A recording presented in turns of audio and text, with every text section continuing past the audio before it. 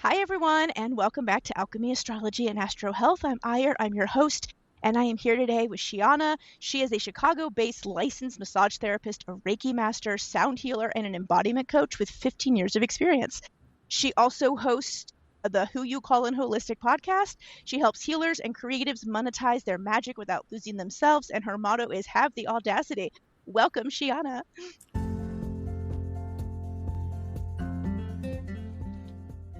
Welcome to the Alchemy, Astrology, and Astro Health podcast. I'm Ira Atla, medical astrologist, astroherbalist, and green witch. I was diagnosed with endometriosis at 19, and I was told I would never have children. I healed my body through the power of herbs, alternative health practitioners, energy healing, and more. At 28, I had the baby they said I would never have, without any interventions. I refused to believe that my body was not able to heal itself. Along this journey, I stumbled across medical astrology, and it resonated with me so much. I started down the path to learning this unique system that had been used for thousands of years in the medical community. I now help other women heal their bodies using their cosmic blueprint, the unique blueprint that every person has embedded in their DNA from the stars. This system helps me see what's going on in your body on a cosmic level and exactly how to help you give your body what it needs to heal itself. We are all uniquely and amazingly designed, and when we learn to work with our design, love ourselves for how we are designed to function, and integrate the cosmos into our lives, I truly believe that we can see true and lasting health brought into our lives. If you are ready to change your life, heal your body, and learn to deeply love who you are, this podcast is for you. Come join me as I discuss medical astrology, astronutrition, astroherbalism, health, wellness, spirituality, transformation, and so much more. I'm so excited you are joining me. Thank you. Thanks for having me. Yes, I am so glad you're here. Sheanah and I met on Threads, which, in case you guys haven't been listening to my podcast recently, is the place to be. It's been hopping. I have found so many like-minded people there. It's been fabulous. Sheanah's been one of them. So, yeah, tell us a little bit about how you got started with what you do now and kind of what led you there. So similar to you, I was working at a hospital before. I worked at a hospital. I also worked in doctor's offices, and I just felt like a number, just an employee. Like I wasn't really making a difference. I was always getting in trouble there too, because I was like, why are we doing things this way? Shocker. So I knew I did go to school at College of Charleston for a couple of years to study communications because I had plans to do radio and television. But then I was like, everybody that I know that is actually thriving in those spaces doesn't necessarily need a degree. It's a lot about who you know. And I already know people in those spaces. So I decided to go to massage school because I was like, at least I will have a skill to take with me wherever I go so that as I am pursuing radio and television, I have this skill to take wherever that I can utilize. And then I started massaging in South Carolina, and I actually enjoyed massaging, and I actually enjoyed helping people. And then I got into the first continuing ed I ever did was Qigong. So then I was already introduced to the Chinese medicine aspects of it. By 2015, I kept getting these chronic sinus infections. So I was getting acupuncture after seeing many physicians and specialists, and nobody fixed it. Acupuncture is what sorted it out. So then it really helped me bridge that connection of the emotions and physical aspects of that mind-body connection. And by 2017, I learned Reiki and started incorporating Reiki into my massage practice. And a lot of the clients were like, I don't know what you did last time, but can you do that again? So, because they were knocked out, drooling, when I would leave the room and I'd say, the session's over or whatever, I'd have to go back in the room and wake them up. So I witnessed that there was a change in how they were receiving the body work too. And it was doing a lot more than just massage. And then 2020, just before the world shut down, I became a Reiki teacher. So then I started leaning into more of the spiritual and metaphysical parts of this work, started offering more virtual remote sessions, started teaching more Reiki. And that's when I also launched my podcast that year too. So now last year, I just got back into doing more massage, but now I incorporate all those things all the time. Yes. I think so many of the people that I talked to on here all kind of started in a similar thing. We all started in medical and then we were like, oh, fuck this. It's terrible. It's not helping anybody. I'm not helping anybody while doing this. It's part of the reason why I left nursing was I literally felt like I was just a legalized drug pusher. All I did was just like, I'm a drug dealer. I just gave out drugs all day. There was the holistic part of nursing that I had been taught in nursing school was literally just obliterated within like 2 years of me getting out of nursing school and starting practicing. And it was like, why am I even doing this? That, you know what I mean? The part that I wanted isn't there. And so I really love that you found like your own thing because you had some experience yourself with it. This is how I find most of us find our stuff as we go do it, right? As a client, and we fall in love with it. And yeah, acupuncture is amazing. I do acupressure a lot, not like the puncture because I have not been trained to use like the needles, but in nursing school, they actually told us they taught us what they called healing hands, which was literally basically like Reiki, but they didn't call it that, was how like touch is healing, right? And how touching your patients in a certain way could heal them more than just giving them the pills. So we were taught all these holistic things in nursing school, and then we got out into the world and they were like, we don't do that. Yeah. And I had the same experience with doctors not listening to me, and I literally had to heal myself of like so many different things because like the doctors just didn't care about actually fixing things. Now, there's something to be said about the fact they don't have time to fix things a lot of time based on insurance and how that works. So there's that argument as well, and I'm not dismissing that. Yeah, I'm not dismissing that. But I will say, after working for over 20 years with doctors, there are a number of them, quite a few that I have met and worked with, that just don't care. They just don't care to do more than give you a pill and shove you out the door. And so it's really important that people can find practitioners like us. So now you've started back into massage and stuff. Do you have like an actual studio there in Chicago, or is this like you go to their homes? How does that work for you? No, I learned quickly that going to people's homes here was not going to be a thing for me. In South Carolina, I could just pull up to somebody's house, pull up in a driveway, park. Chicago is not the same. So I was like, I won't be pulling up to anybody's houses here. So I do work for a corporation here. So that gives me just the best of both worlds, because then I'm there Wednesday through Friday. And then I have the other days to do this stuff and some of my other coaching work as well. Okay, yeah. I grew up in Chicago, so I totally get what you're saying about like you can't just pull up to people's houses. Guys, I lived in there's sidewalks, there's just too many. I'm like, no, I'm not dragging my table all those places. I'm not like and sometimes you can't even park next to the house. Right. Yeah. And I couldn't advertise for people to come to me because stranger danger, you know? So I was like, so I do still have a table here, of course, but it would be utilized more for like people, friends of friends or something. But other than that, I'm not like, come and see me to the internet. Because no, for sure. Chicago's a whole different world. My sister still lives there, so we go there occasionally to like visit and stuff. And it was like right around like 2021 when like everything shut down. We actually were there visiting, and we had gotten tickets to go see some of the new exhibits at the Science Museum and Industry downtown, and everything like shut down, and we were like, can we still go? And they were like, yeah, you just got to come at like certain times. So they had to like change our tickets over to like a timed entry. And we were going to take the train in, and then the train shut down that day. So we ended up driving, and I was like, oh my God, I haven't driven in Chicago in years, so I don't want to do this. But I did. We made it. Yeah. My husband was like, I am so glad you're driving because the traffic in Chicago is off the chain. Yeah, I take public transit, and like I'm okay with that. Especially with the way the weather does. I'm like, I don't have to worry about parking. I don't have to worry about getting snow off my car. Like and the train station is right down the street. So I'm okay with that. Yeah. Yep. 1000%. If we ever moved back, which I can tell you right now, we probably never will. We're just like visiting and leaving. I would do the same thing. Cause that driving is ridiculous. My husband was like, you grew up driving here? I was like, yeah. He's like, no wonder you're such a good driver.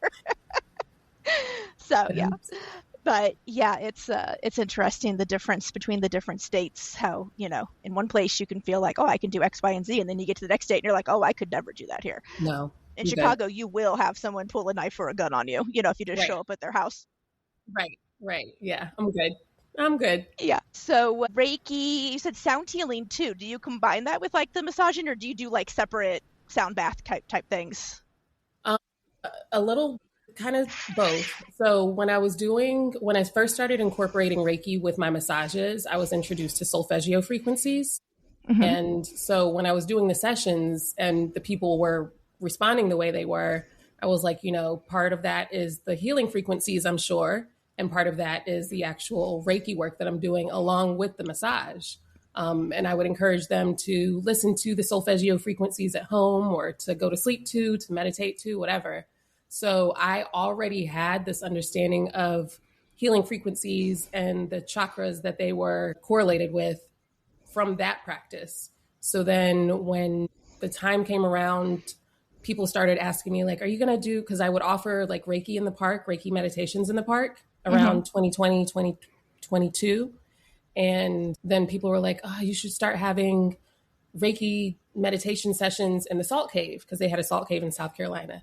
And I was like, well, how can I incorporate a little bit of not just Reiki, right? I don't want to just be in there in the quiet.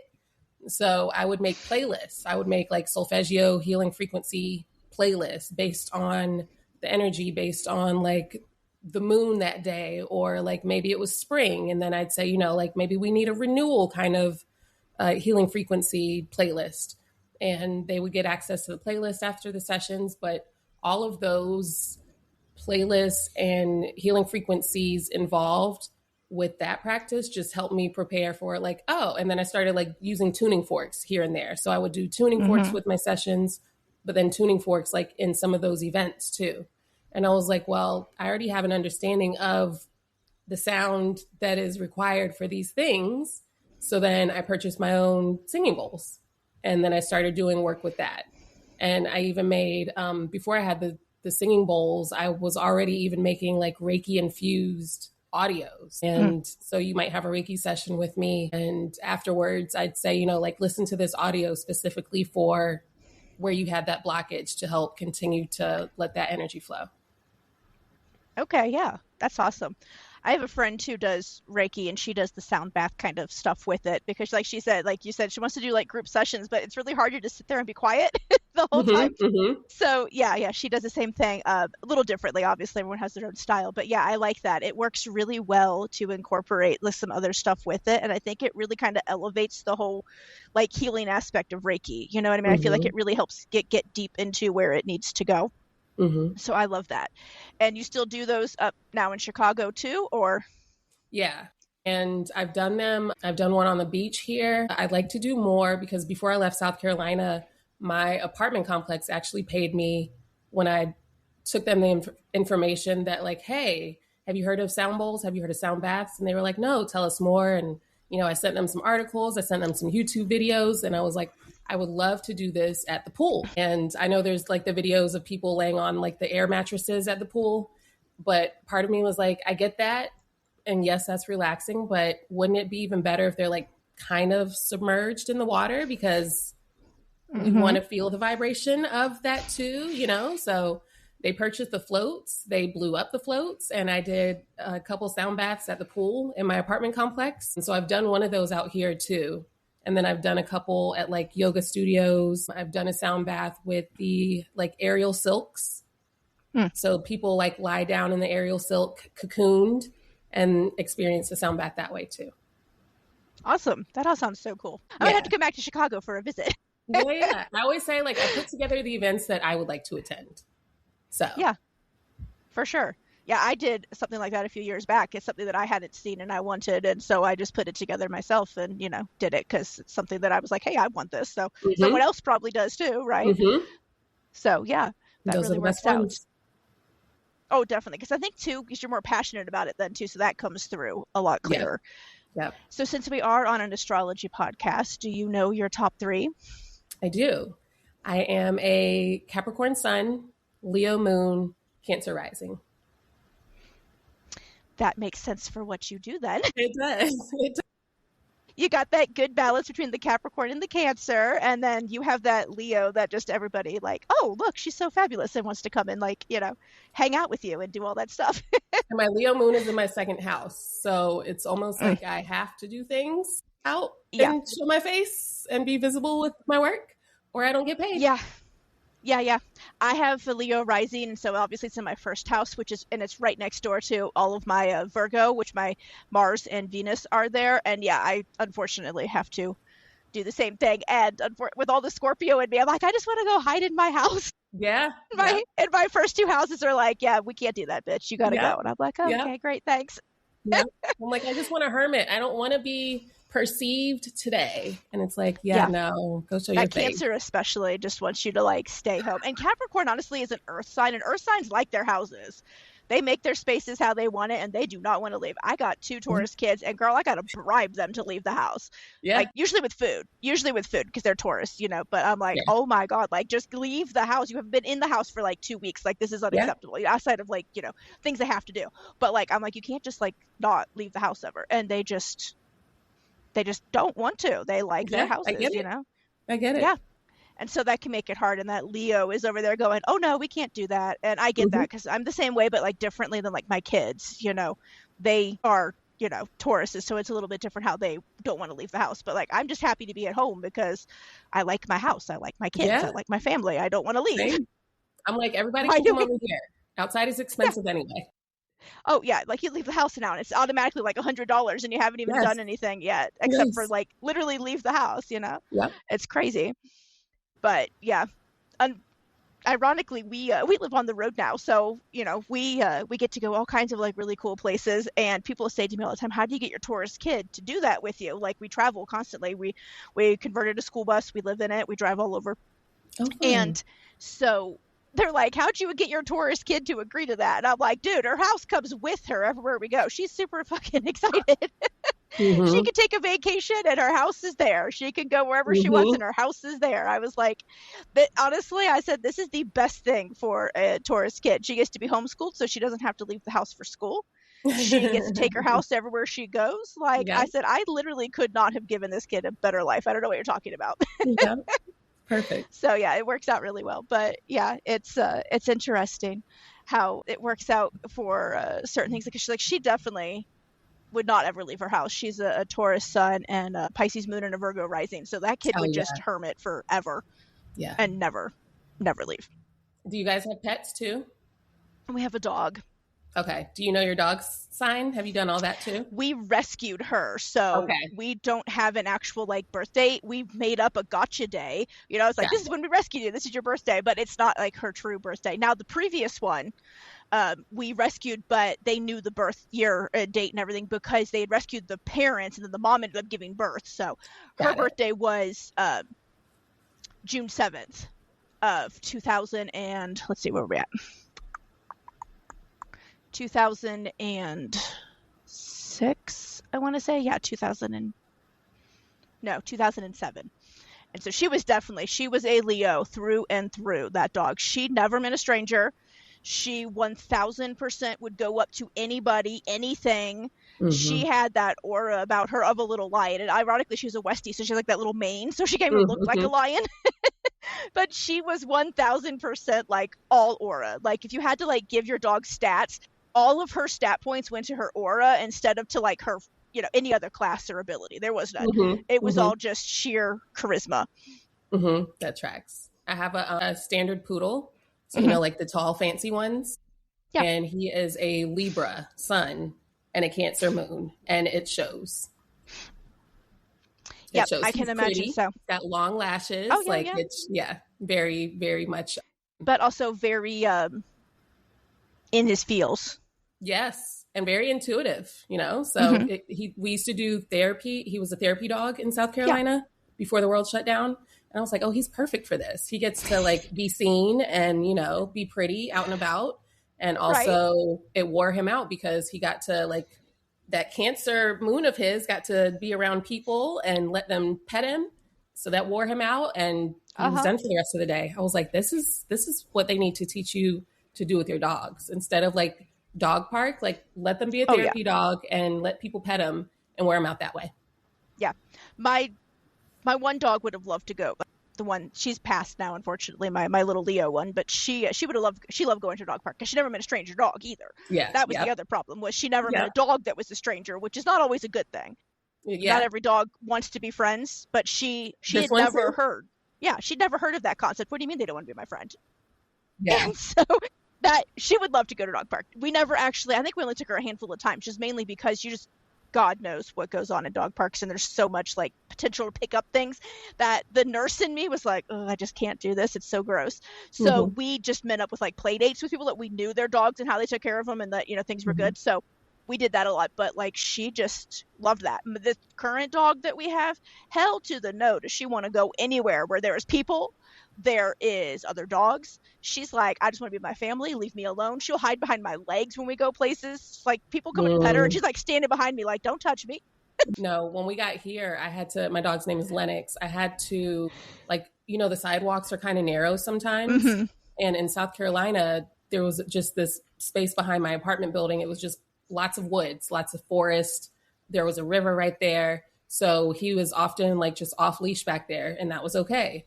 But here, you know, we'll be on the sidewalk and somebody will be walking towards us, and he's just like walking over there like, this person wants to pet me. And I was like, you can't do that. Like, that's not how this works. Also, this isn't the South. Not everybody wants to be your friend. Yeah. He doesn't care. No. He's going to that was my other. They might want to be his friend.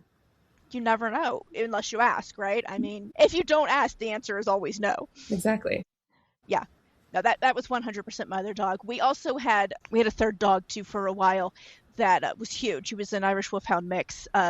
He immediately hated being on the road, like hated it, super stressed out about it all, and did not like traveling. He ended up, we gave him to some family who had a big open space, and so he's much happier there. But like he did not want to travel with us at all. He was very upset by the whole thing. I don't know when his birthday was. I don't remember, but he was a rescue also, so it's like, I don't know. But yeah, he very much was like, oh no, I don't want to leave my house ever. I don't want my house to be on wheels either. I just don't want to go anywhere. And then we had a cat for a little bit, but one day she decided she was done being with us, okay, and she just left and found a new family. We were like, oh, okay then. Yeah, they'll just break your heart and don't even care. And we're like, okay, great. That's so right. We decided no more cats after that, because I've been allergic my whole life, but my husband came with the cat, so obviously I'm not going to tell him, get rid of your cat, you know. So I was like, I'll just deal and take allergy meds. Well, once she decided that she didn't want to be with us anymore and she left, I don't know what happened to me, but in the meantime, between now and then, my allergies have gotten a lot worse. And now if I get around cats, like my throat starts closing up, I get hives all over my body. And so I'm like, yeah, so now we can't get one, even if we wanted another one. We like literally can't, because my body is like, no. So like, I have nothing against cats. We like cats in this family. We just can't have them. So we're more of dog people because of that. We did have a parrot for a while that traveled with us. She loved it. Unfortunately, she passed away too, but she loved traveling. She liked going everywhere. She didn't like travel days per se, because she had to come into the car and she'd be put in a smaller travel cage for that. And she wasn't happy about that per se, but she liked travel days otherwise, because she could look out the window and see all the cool stuff. And so she liked that. She just didn't like the whole getting into the smaller cage thing. That's fair. But we had her for a while. We did come off the road for a number of years. So we had a whole bunch of chickens and rabbits that we raised. So we had a bunch of those for a while too. Once we decided that we were meant more for the road than homesteading, we sold those to people who needed them and whatnot. But we had those for a while. They were fun. We had ducks. The ducks we had were mean. Most people say that ducks are like sweet, and some of them were sweet, but we had some that were mule ducks, which we had never heard of. But apparently they were a cross between a goose and a duck.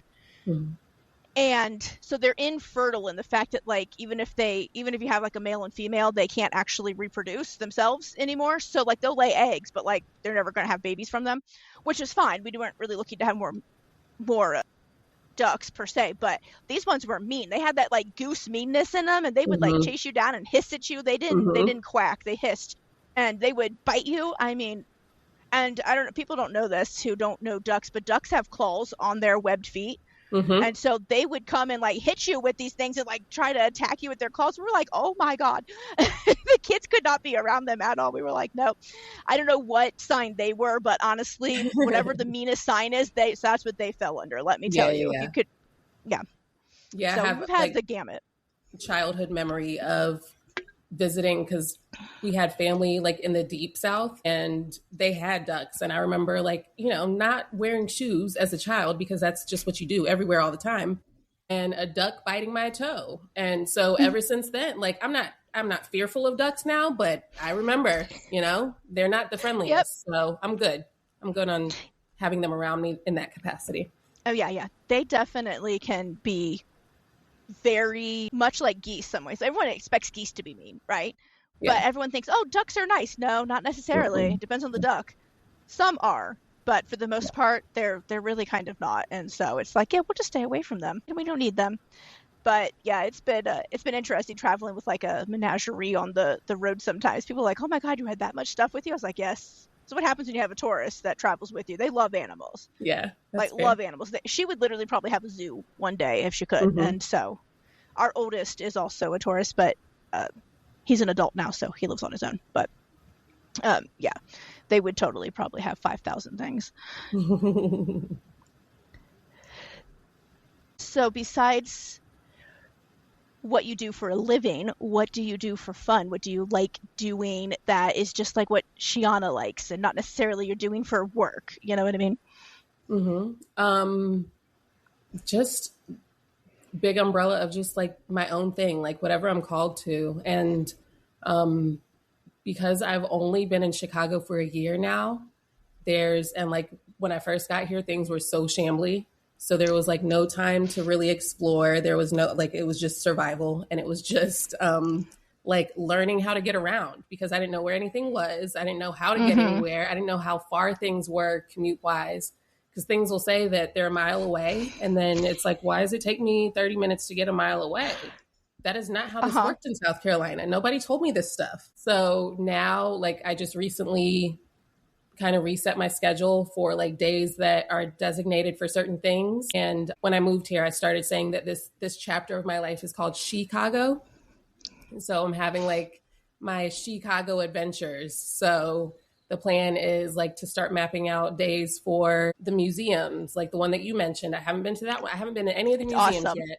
Yeah, and I hear good things about so many of them. I just recently went to my first show out here. I saw Hamilton. And so, yeah, that's the plan moving forward. I have my calendar of all the free museum days. I would like to go to the aquarium with a nice edible. So that's on the schedule as well. And yeah, some of the other Chicago adventures. There's so many places to eat that I haven't, I have barely scratched the surface. And there's also literally around the corner from me, a Magic Lounge. So that is also on the to-do list. Yeah. Chicago is great, but also can be very overwhelming if you haven't. It's so much up there all the time. Having lived there for a good portion of my life, like it doesn't feel near as overwhelming to me now. Like when we go places now, ask my husband and he'll tell you the exact opposite of that, right? Because he didn't grow up there and he's like, oh my goodness. But yeah, it definitely can be a little overwhelming. The food is amazing. I have to say, I don't really miss living in Chicago area at all. Even after having lived there as long as I did, but I do miss a lot of the food. So it's one of the things that we do when we go back is the food. But I remember talking about the commute, we live 20 miles from where my mom worked, which if you think about it, 20 miles is really not that far when you're driving a car and stuff, right? And it would take her 45 minutes to an hour plus sometimes to get to work in the morning because it was literally just like nothing but traffic and every lane was filled with like bumper to bumper. And so it would take her forever. And then it would take her, because she got off unfortunately at rush hour at like 5, it would take her, she wouldn't get home until like 6:30 some nights from 20 miles away. Yeah. And like, it was crazy because we would go at lunch sometimes when we had days off school. My dad was like self-employed, so he was able to like be home with us on those days off. And so he would take us sometimes to my mom's work at lunchtime so we could see her and we could have lunch with her in her lunchroom. We thought it was the coolest thing ever, eating in her lunchroom. Looking back now, I'm like, oh my God, I would never do that now. Please don't make me go sit in some corporate lounge and eat. But back as a kid, it's fun to visit your mom, right? So it would take us like 15, 20 minutes to get to her work at lunchtime because there was nobody on the road, right? And it was like, what in the world? It's crazy. But if you haven't already, you got to have the Italian beef because it's so good. And the Chicago deep dish. Do you not like the Italian beef? It has some seasonings that don't meet with, there is some seasonings that it's not really it's not the top of the to-do list. It's kind of like if somebody had it and gave me a bite, sure, I'm not seeking it out. Fair enough. A whole deep dish pizza, what would I call it? Not trial run, like taste testing for myself, like when I first got here. And then I was like, I had my preferences. And then of course later everybody was like, well, nobody in Chicago likes deep dish. And I was like, oh. Okay. So then a friend of mine out here introduced me to like the place that you're supposed to go for like thin crust, good pizza. So then I was like, Okay. okay, I've had like my fair share of The whole the range. pizza in Yeah. Chicago. Yeah. Yeah. So there's still, and hot dogs too. I just want ketchup and mustard on it, and that's frowned upon Yeah. here. I don't want all the I extra shit. Just now give me just ketchup and mustard. I don't even want chili. Yeah, I don't like Chicago style hot dogs. I will say that. I've made them in the past because like again, my husband's not from there. So, I was like, "Oh, here, you should try these because, it's an experience." He really likes them. I personally could, take them or leave them. That was not my one thing. I definitely am an Italian beef person, and that I make myself now, like from scratch. I have the whole like, recipe for it because I do like it. I honestly prefer the way that I make it. I'm Mm-hmm. probably just biased, because I like my own Mm-hmm. cooking, but Mm-hmm. that's good. But yeah, as far as like places to visit, though, the museums definitely you have to go. I remember going to the Field Museum as a kid, and they had built a whole ass pyramid inside of the Field Museum, and you could like go through it, and it was literally a replica of like the ones from Egypt, right? And it was Mm-hmm. so cool. And at the bottom of it, when you got through, because you started at the top and you got through out the bottom, you came into what looked like ancient Egypt at the time that they would have been building the pyramids. And there was Mm-hmm. all this stuff that you could practice doing, like they would have done, like how to move the bricks and stuff that they did to get them up Mm-hmm. into the place. And those things were heavy AF. I mean, even using like all of us kids that came on the field trip, we could barely move those things. And I'm like, Mm-hmm. what were they using? These people must have been strong. Healing It was frequencies, fabulous. probably. That's like Yes, the they needed theory or something. whatever. Yeah. Yeah. And then they had a mine shaft that you could go down in the Museum of Science and Industry. It like took you down into what would be like an actual replica of like a mine. I forget if it was mining coal or mining minerals. I don't remember, but I just remember it was super cool. Like the museums are just really hands-on, which as a kid is really fabulous. As an adult, we maybe don't care as much, but Oh definitely no, I as a still kid was care. great. Yeah, Like it's still, yeah, because I'm gonna learn. I learn what I do massage. I learn hands on yeah, with the work that exactly. I do. Yeah. You'll love if you go to the Museum of Science, they have a whole thing on like electricity and like touching it using hands and like all the different free. Oh, it's so cool. That one I think you'll really like. The Shed Aquarium is super awesome. We went there multiple times as kids growing up because there's so many cool animals there and things. I think an edible is a good plan to go there with Mm-hmm. because Mm-hmm. the animals are just fabulous. They have a lot of dolphins and like whales and stuff. So Yeah, it's on the list for sure. yeah, for sure. So outside of who Sheanah is and what she does for work, is there anything else that's like coming up that you're like, I just need to talk about this today? I think, oh, well, yeah, probably in what is coming to us in this current climate, what's going on currently. And that's, I know, like, even in our brief convos through threads, like DMs, because initially, like, I used to have a freebie. I used to have like a free Reiki meditation Mm-hmm. to email whenever people would sign up for my email list and stuff. But more recently, I was changing a lot of my offerings and how to go about like with what I see coming, and you probably recognize it, and even like learning astrology and knowing the waves of certain elements and certain awakenings that are taking place, and like it's always happening in waves, right?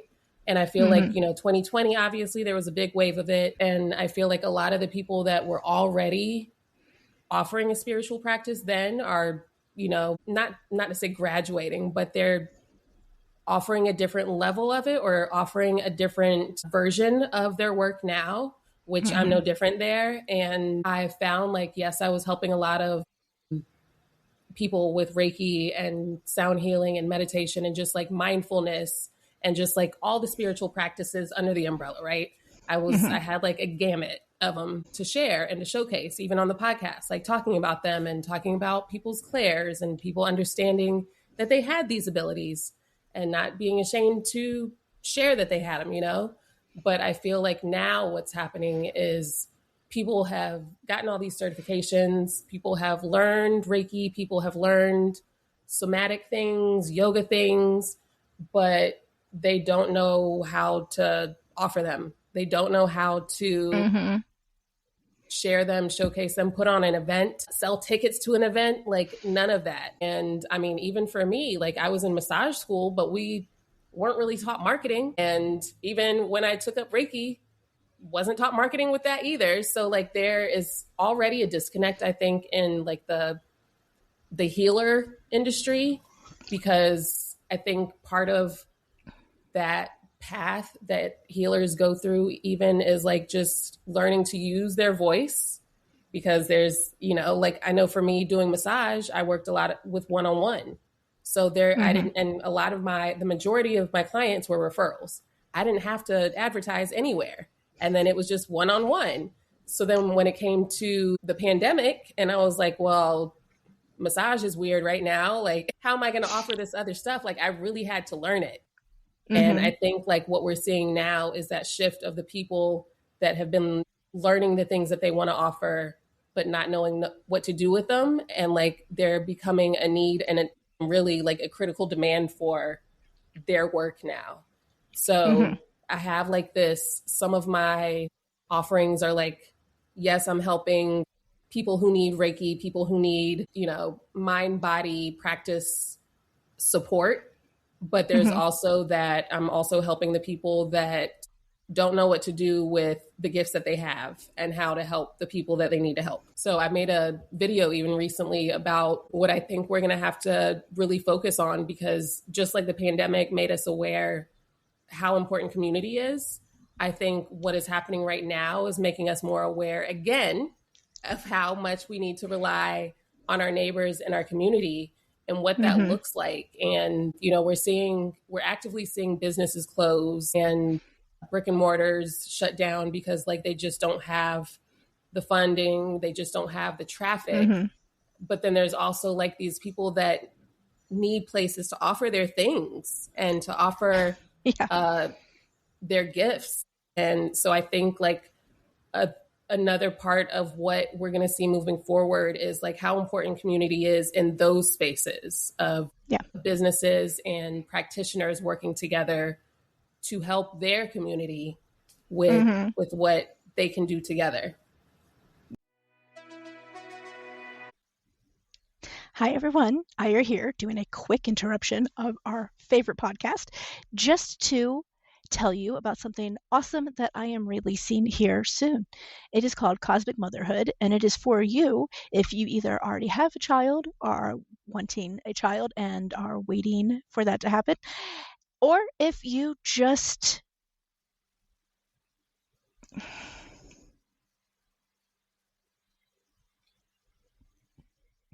Hi, everyone.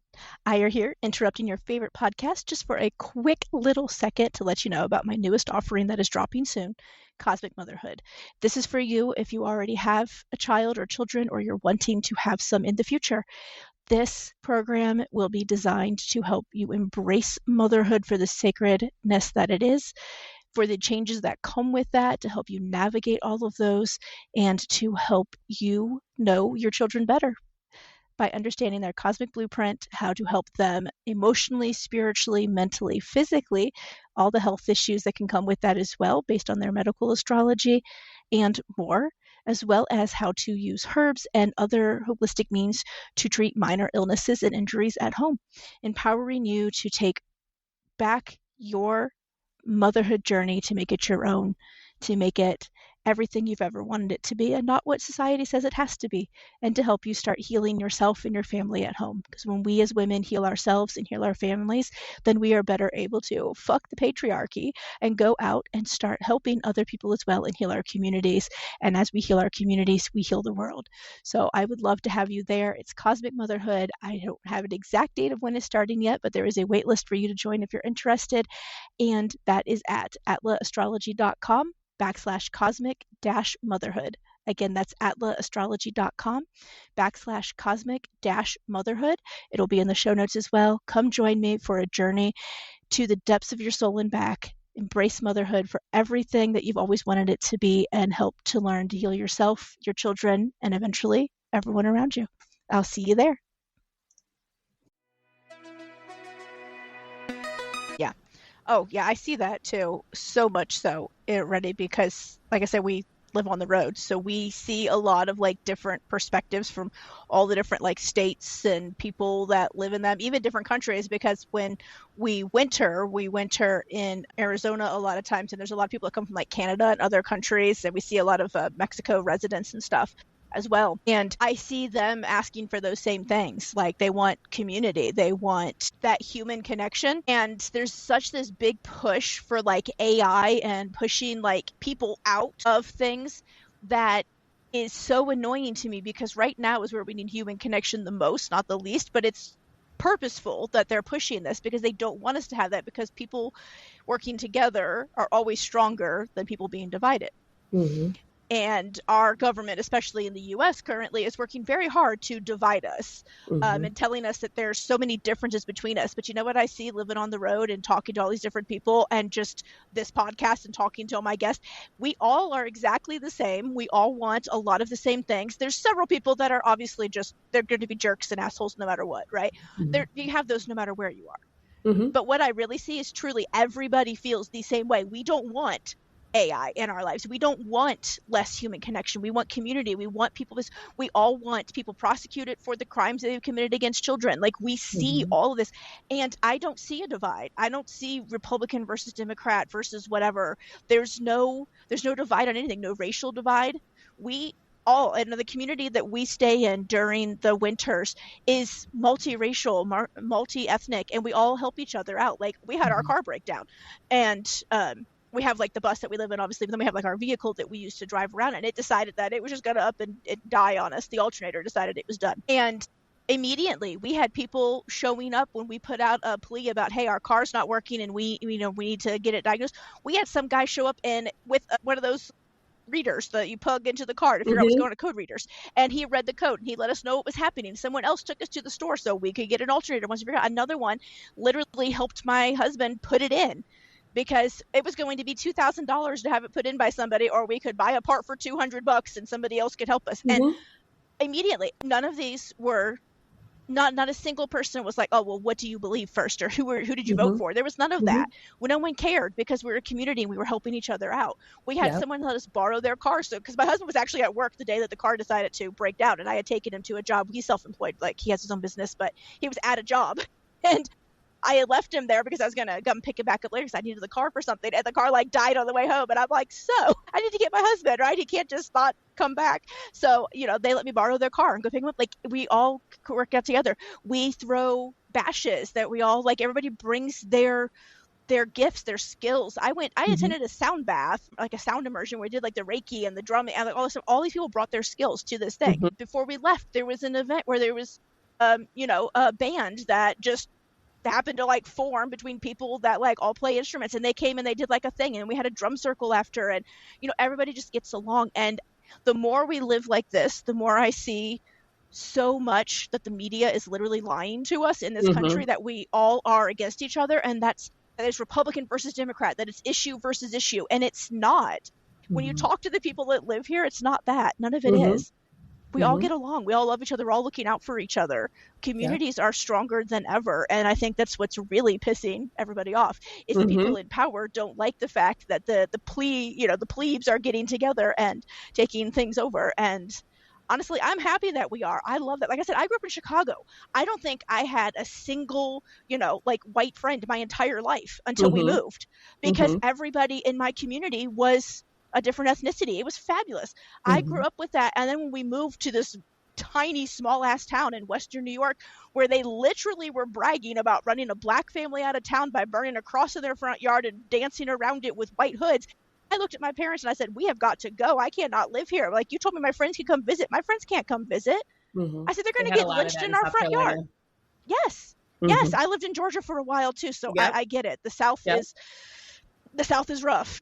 Yeah, it still is. Why There's still move up here, especially because of all the woo-woo that I do. I was perhaps it's not going to be supported the best in the South. I mean, like, it was good that I was there because I had, helped the people that were looking for it, but it was also like I felt restricted there in a lot of ways. Yeah. Because I can imagine what's taking place or what's to come too. Yeah. And you can feel that. As a spiritual practitioner, we can feel what's happening before it actually happens. So we know when we need to like leave somewhere. Mm-hmm, So mm-hmm. you're like, yeah, good for listening to that nudge, because seriously, it's getting even worse down there. That's part of the reason why we hit the road too, is I have a multiracial child. And I was like, I can't live in Georgia. I just can't.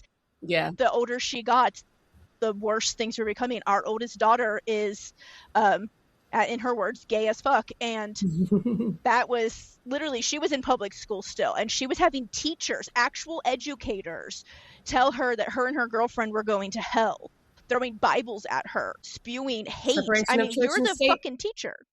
Yeah. Yep. Exactly. Yep. They don't believe that in Georgia or South Carolina or wherever else down there. They don't. Administration. No. And they saw nothing wrong with it when we brought it up. The administrators were like, well, what's your problem? I'm like, you're fucking assaulting my child at school. What do you mean, what's my problem? You're the adults here and you're treating a child like shit. What are you talking about? Like, they just didn't see it. So I'm like, we can't. And then they started changing the laws in Georgia about women's bodies and what we could and could not do. And I said, I can't raise girls here. I cannot. They're going to not have any rights whatsoever. So I was like, nope, we got to go. So we left, and I'm glad that we did, but I can imagine it's not getting any better, honestly. The South is behind everything, always, every time. Yeah. They take forever to pick up on anything. And I also felt that same thing about being like the witchy spiritual practitioner that I was there at the time. I had started like trying to leave nursing. And so I had gotten other degrees. I was doing my herbalism thing. And unless you found a very specific community down there, you were literally on the outs. People wanted nothing to do with you. They acted like, you were going to like hex them or something. I was like, trust me, if I wanted to, I could hex you. I just don't believe in doing that to people unless you really deserve it. But you're making me want to. Chicago's probably a much better place. Ironically, people wouldn't think that it's that woo-woo, but honestly, there's a lot of woo-woo community there. Chicago, you said? Or where did you say? Chicago has more of a woo-woo community than people realize. Yes. And then I didn't know that until I got here. And then I saw like there's like a magic school, or I don't think it's called a magic school, but like an esoteric school that started here. And then I just discovered, a couple weeks ago, because it was like, happy birthday, Chicago. And I was like, Chicago is a Pisces? So of course. But I also had, back in 2023, I want to say, I had my astrocartography done. And South Carolina showed up as like good for my career. And I was like, could you do that again? Because like I'm already here right now. So she did it again and checked something else, parent lines or something like that. And Chicago showed up as a place that would be really supportive for my career growth. And it mentioned like I had Venusian wealth codes that would be activated here, and living in Chicago would also add like a Venusian beauty to my creative work. And I was like, that tracks. So like, because I'm a creative at heart, like the spiritual and healing work is a part of it, but that's also why I often refer to myself as a healing arts specialist. Because yes, I do the other work, but I also like add my little razzle dazzle to it in some capacity, so that it's still visibly appealing in some shape, form, or fashion. If not visibly appealing, then like it feels good, Yeah. Where's your Venus placement? Capricorn. Do you know? Interesting. In the 7th house. Yeah. Well, it's honestly, people don't realize that Capricorn is actually very creative a lot of times, but it's not always, they don't always keep it visible to other people. It's more like an internal creativity or like a personal thing that they do. And so pushing it out into the world could be scary for them. That's that Leo, because that is only that Leo, because I wouldn't. But that Leo is like, bitch, you better show it. And I'm like, ugh. Yeah. And in the 7th house, that creativity is seen for like your community and your people, right? Like that's, so yeah, you really need, and that's more like interpersonal relationships. The extra personal is like the 11th house, but still the 7th house. So yeah, you need people around you that help you thrive with that. And so moving to a place like that would be perfect. I had mine done, my astrocartography, back in, I think it was like 2024, I think it was 2023, somewhere in there, right around the same time as you. And I had never even actually heard of it until someone was like, they put it out somewhere, Instagram, somewhere on social media, and I saw it. They're like, hey, I want people to practice astrocartography on it. I'm like, what the hell is that? So I had to actually Google it because, like, obviously I do medical astrology, so I know astrology exists in like weird little subsets, right? But like, definitely would not heard of that one. So I was like, oh, like, once I Googled it and like figured it out, I was like, okay, yeah, like sign me up. I want to know. And like I said, I had mainly been East Coast based my entire life. We moved a lot growing up, so started in Ohio and then wound up in Florida for a while, then in Illinois for the majority, and Chicago area for the majority, and then we moved to that tiny little ass town in New York that I told you about, that's crazy as hell. And then I kind of got stuck in like the New York, Pennsylvania kind of area for a while because my mom got really sick, and so I was taking care of her until, you know, things either improved or, you know, didn't, whatever way we were going, we weren't sure, but took care of her. And then I ended up getting married to my first husband, wound up in Georgia. And so I'm like, she's like doing this and she's like, so where have you lived before? So I was like telling her, she's like, girl, you've been all over the place. I'm like, I know, tell me about it. And so she was looking and she's like, yeah, none of those places are good for you at all. Like, that's not like the line you're supposed to be on. She's like, it's no wonder you started thriving when you got out west, because the line that we mainly stay on for our winter gigs and even some of our summer ones literally is like, I forget which line she said it was, but it's like the line that I'm like meant to like live and be like out here. I was like, oh, no wonder it feels better out here. And so we have literally stayed here the majority of the time now. And not this past winter that just happened, but the one before that, we actually were out east for that winter, which we didn't want to be, but you know, shit happens, and sometimes you got to do what you got to do. So we were in Indiana, and that was the roughest winter I have had in a very long time, and it just really sealed the deal on I am not supposed to be out here. Yeah, I have my Venus and Neptune line in Chicago. Okay. So I was like, of course, like, working as a mystic out here is gonna be good for me. That tracks. That does. I think she said something was like my Pluto line and something else. I forget. I'd have to. That would make sense. Or where you had bad happen, Pluto over there. Yeah, which would totally make sense, because like, if you heard about my time in Georgia, you'd be like, oh yeah, that tracks. Yep. That totally tracks as to why that all happened. I was like, yeah. I was like, no, we don't want to be there anymore. Yep.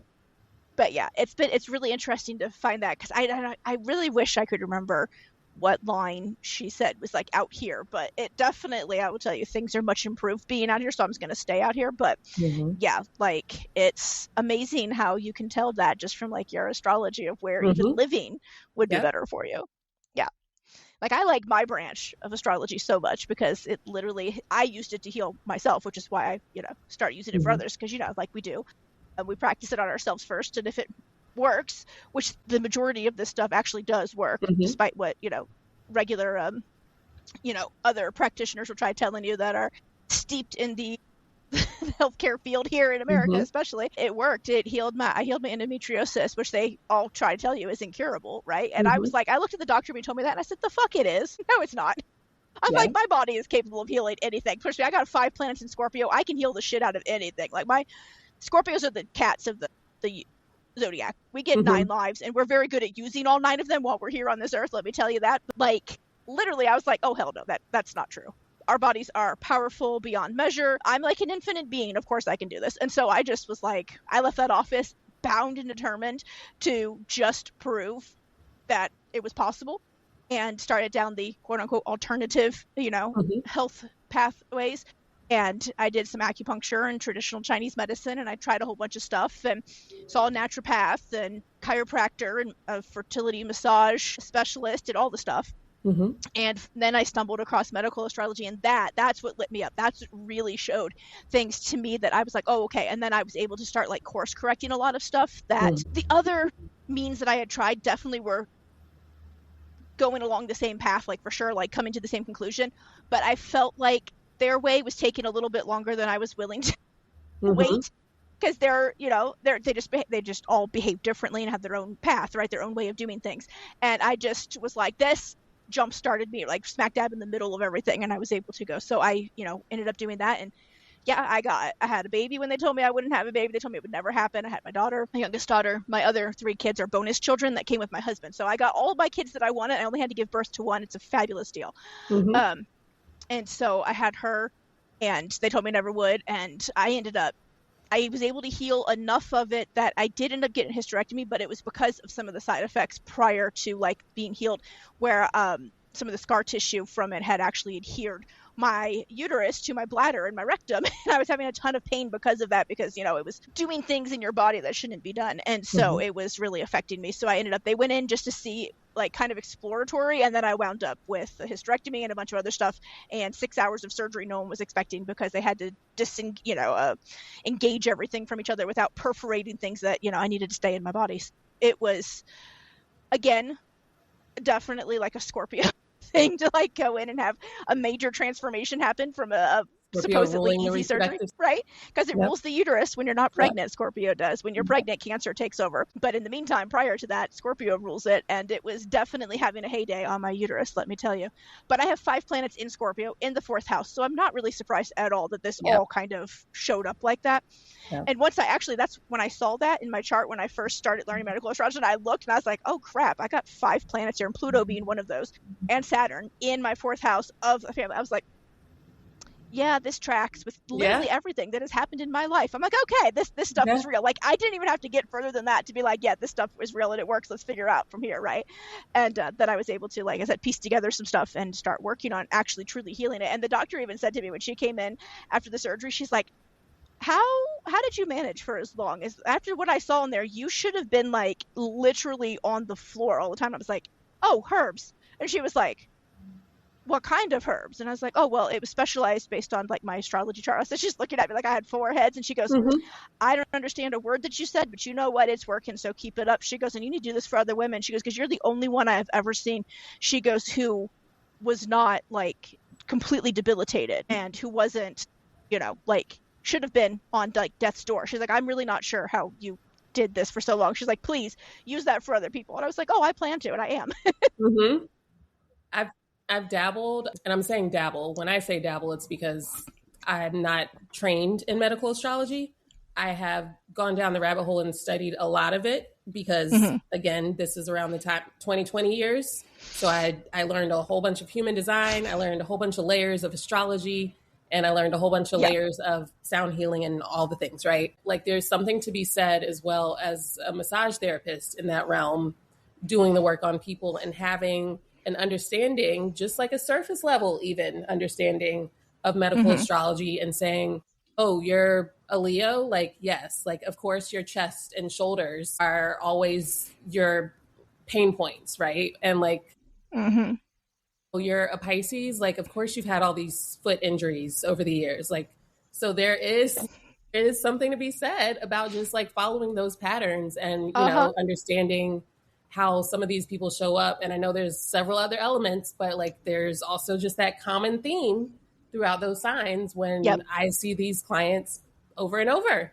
Or like the other thing that I always find interesting is oftentimes there are, say I have a week of clients, a lot of times it's, say I work a Wednesday through Friday, I might have the same issue Wednesday through Friday from all different clients.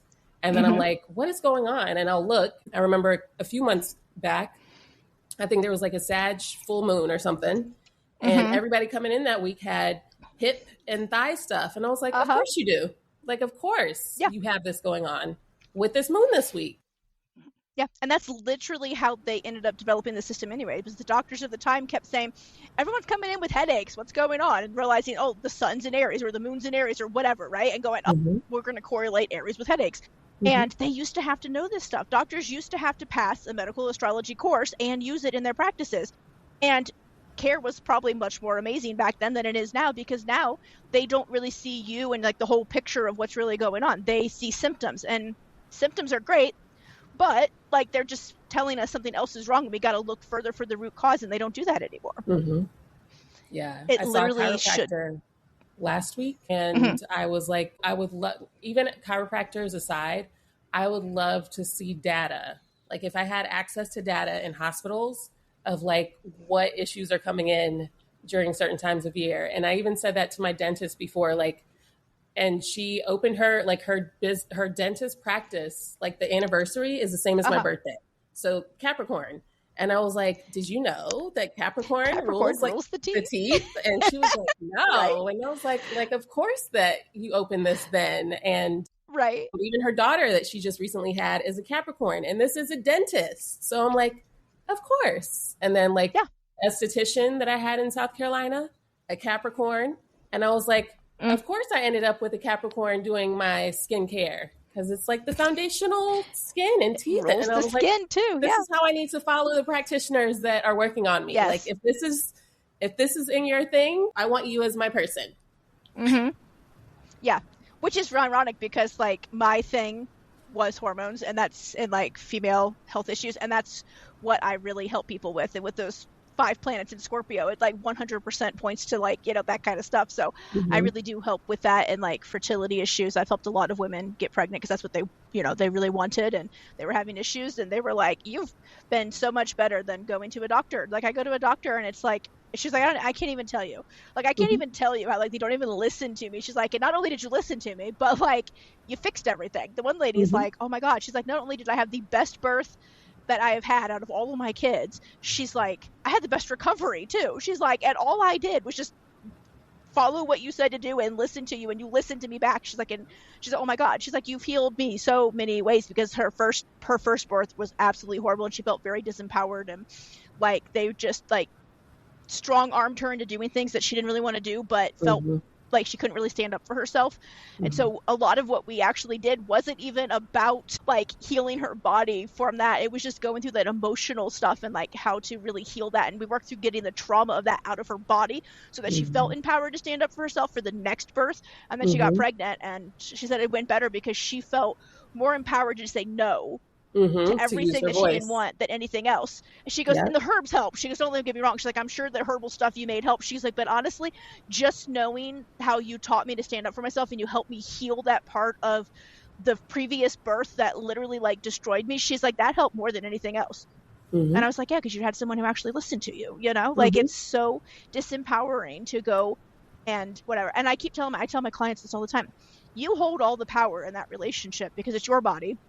And it's literally your choice. You're paying them for a service. So if you're not appreciating the service you're getting, you can leave. You can find someone else. You can tell them, you know. And besides that, not only that, but we've been trained our whole lives, especially over here in the U.S., to like just give our power of knowing what's going on in our bodies and our intuitive nudges over to the doctors, and they know everything because they went to medical school. Yeah, but they haven't lived in my body for X amount of years. I know my body. I know what my intuition is screaming. And if you're not going to listen to that, I'm going to find someone who will. Yeah.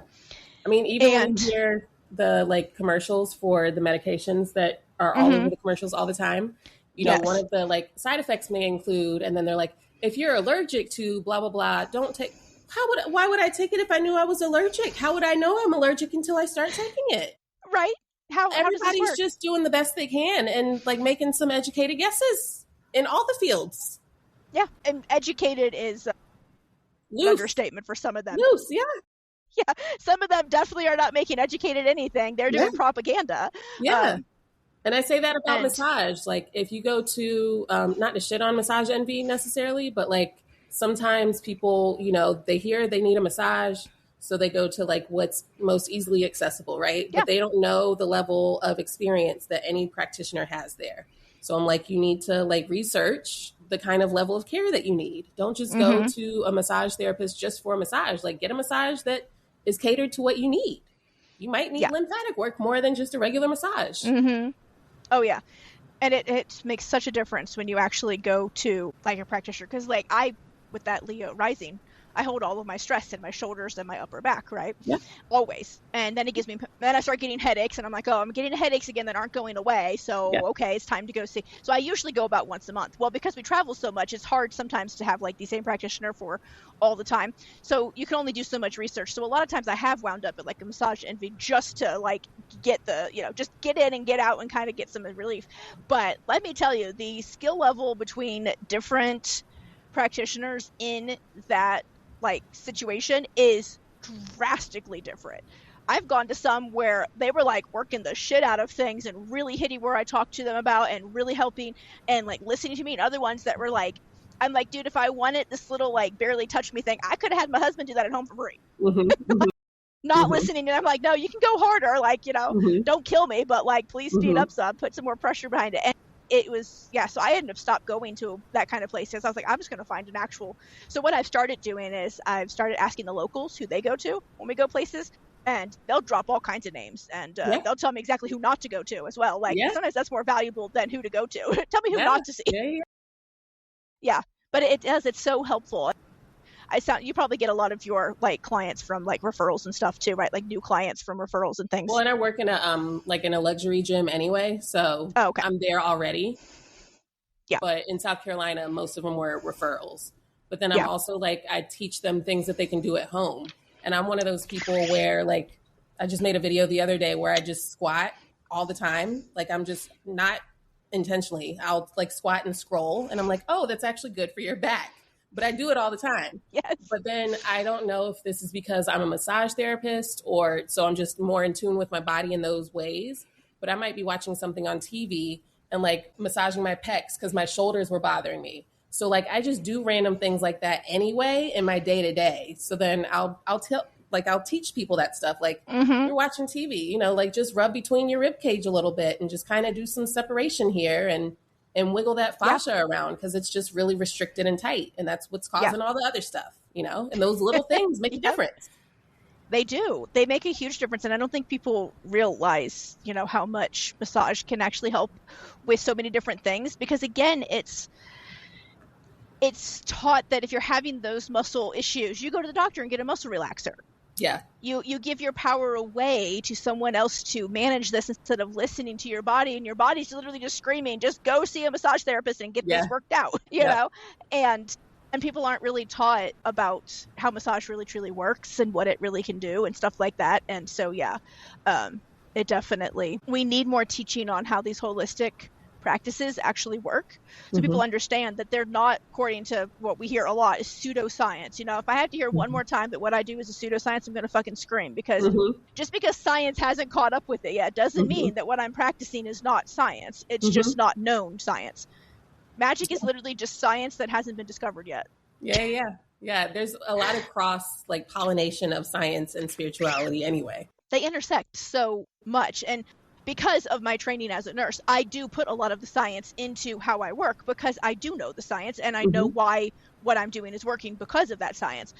And so people who come to me really get like the logical and then like the esoteric as well. Like I combine them, you know, in my practice really well. And so people love that, because a lot of people do feel like, oh, this is such woo-woo, it's just not going to work, or I shouldn't be coming here because of this. And they feel, again, like, they feel disempowered, because again, they're just been taught our whole lives to disempower themselves when they're sick. And so when they come and they realize that I'm not just going to be talking some kind of like fancy woo-woo terms, that there is like actual science, like, oh, and they relax. You can see them like visibly relax when they start talking to me, like, oh, you're not just like some crazy hippie woman. And I'm like, I may live in a bus, but I'm not, you know, I'm not completely hippie-ish yet. I'm pretty sure I'm like 98% there, but you know. Yeah, and I think there's nothing wrong with that. Let's put that out there. Yeah. And I think my experience working at hospitals and just being a massage therapist, so having that, again, that science understanding in a lot of the things does make me more of like an approachable person when it comes to a lot of the woo-woo too, because I do have like, yes, I'm very spiritual. My Pisces, my midheaven is in Pisces, for context, just so you know. So yes, like I understand the other things, but like both of them are important. So I've had a lot of like healthcare professionals as clients over the years. Like that has been a lot of my base for clients. Yeah. I get a lot of like other nurses and even doctors that have started coming to me because they know me as like the nurse, right? And then when they come to me, they realize there's like a lot more. And then even that, a lot of them, and a lot of the nurses I actually work with are all kind of very much feeling the same way I am, that just that kind of healthcare is just not it anymore, and that we definitely need to be bringing more of these like holistic practices back. And so that's why they initially come to see me. They know that, but then they still like the fact that I do still combine some of like the stuff that we learned in school, like we know we use all the time in our, you know, nursing practices. And so they really talk about that a lot. I actually had a GI doc tell me that, oh my God, we need you to keep doing this work, because like I fixed something in a client of theirs that they hadn't been able to fix with any kind of medication in years, like ever. It was a patient who had esophageal cancer and had their esophagus removed and then kind of made a new one, how they do by using like the stomach. And so obviously like that messes things up a lot in the whole digestive system. it saved their life and the fact that the cancer was gone, but now what is your quality of life, right? And the quality of life was very poor because their stomach was rebelling, they weren't gaining weight, they kept losing, and were on a very severe downcline. And the doctor suggested, he's like, look, I'm out of solutions. There's nothing else I can do from a medical standpoint. You need to find a different type of practitioner. I don't even know who you need to look for, but you need to look for someone else.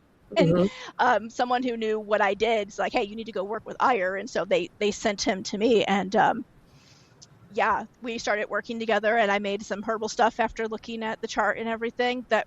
And within the first month, they gained 5 pounds. And the doctor, they went back for their checkup. And the doctor's like, oh my God, how did you gain these 5 pounds? Like every time you've either been exactly the same or you've lost weight. And they started telling him, he's like, I need that practitioner's like information. Like, please give it to me so I can pass it on to my other patients, because this is a miracle. And they continued to gain weight and heal and get to the point where now they're off of a lot of the medications that they were put on for the stuff because they don't need it anymore.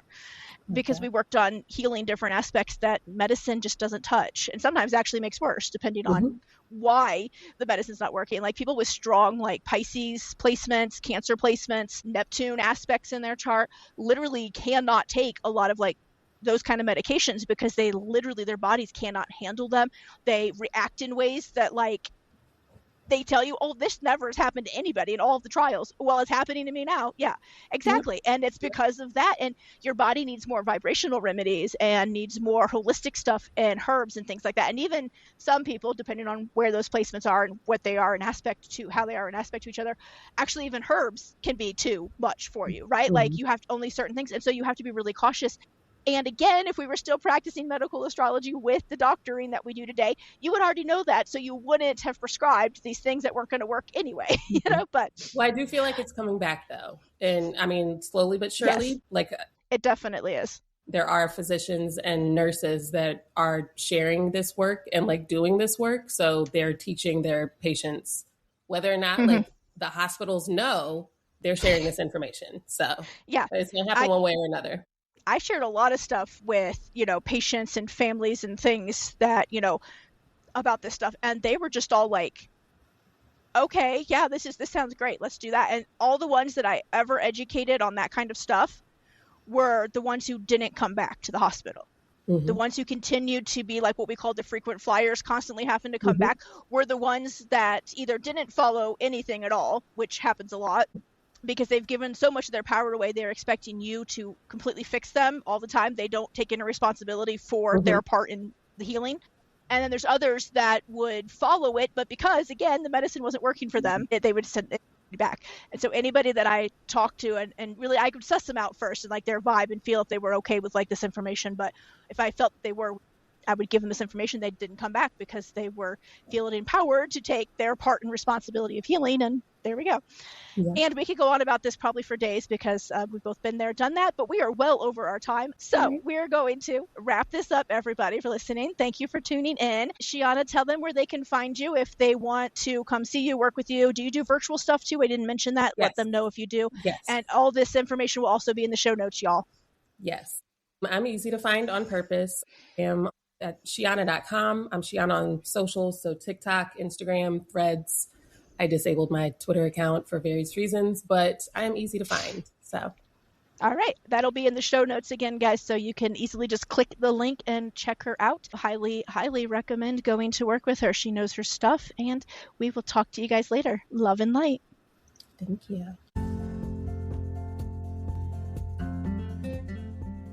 Thank you so much for joining me for another episode of Alchemy, Astrology, and Astro Health. I hope you enjoyed today's episode as much as I enjoyed making it. You can find all relevant links to today's show in the show notes below. If you loved the show today, please subscribe, follow, and leave me a review. I love to hear your thoughts, and it helps me know what is a hit and to make more of that content, especially for you. If you want to learn more about me and how I can help you, head over to atlaastrology.com. There you can sign up for a medical astrology package, download my free sun sign and your health ebook, read the blog, and so much more. If you want to connect more outside the podcast, follow my Instagram channel at @atlaastrology or join my Astro Connection community, the link to which you can find in the show notes. Until next time, love and light.